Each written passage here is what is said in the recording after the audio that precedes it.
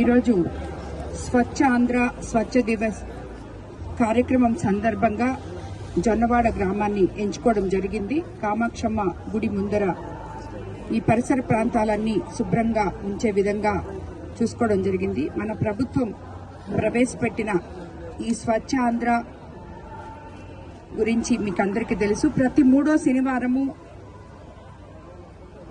స్వచ్ఛాంధ్ర కార్యక్రమం మనమంతా చేసుకుంటున్నాము. నేను ఉన్నప్పుడు నేను చేస్తున్నాను, లేనప్పుడు నాయకులు ప్రతి దగ్గర కూడా స్వచ్ఛాంధ్ర కార్యక్రమాన్ని పర్యవేక్షించాలని చేయాలని కూడా ఆల్రెడీ చెప్పడం జరిగింది. ప్రతి ఒక్క అధికారులతో కలిపి నాయకులు కూడా చేస్తున్నారు. ఈ పరిశుభ్రత అనేది మొదట మనలో నుంచి రావాలి, మన ఇంట్లో నుంచి రావాలి, తర్వాత మన ఇంటి చుట్టుపక్కల ఉండాలి, అలాగే మన ఊరితో రావాలి, మన రోడ్లకి రావాలి. ఇలా ఒకటొకటి వస్తూ పోతే ప్రతి ఒక్క పౌరుడు ఇందులో భాగస్వామ్యం తీసుకుంటే ఎక్కడా కూడా చెత్త అనేది కనపడకుండా ఈ స్వచ్ఛాంధ్ర స్వచ్ఛ దివస్ అనే కార్యక్రమానికి ఏదైతే ఉద్దేశంతో మన ముఖ్యమంత్రి చంద్రబాబు నాయుడు గారు రూపకల్పన చేశారో, అలాగే మన ప్రధానమంత్రి గారు ఏదైతే ఈ స్వచ్ఛాంధ్ర స్వచ్ఛ దీని గురించి దివస్ గురించి మాట్లాడుతున్నారో అవన్నీ మనం సక్రమంగా చేసిన వాళ్ళం అవుతాం. మనల్ని చూసి రాబోయే రోజుల్లో ఒక ఇంటి పెద్ద ఇల్లు శుభ్రంగా పెట్టుకుంటే ఆ ఇంట్లో పిల్లలు ఎలా శుభ్రత పాటించి శుభ్రంగా పెట్టుకుంటారో, అలాగే ఒక నాయకుడు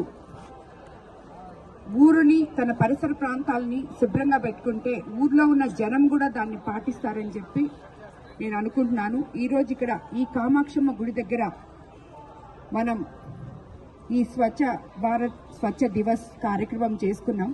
ఇక్కడికి వచ్చిన భక్తులు కూడా ఎంతో మంది భక్తులు రోజు వచ్చిపోతూ ఉంటారు.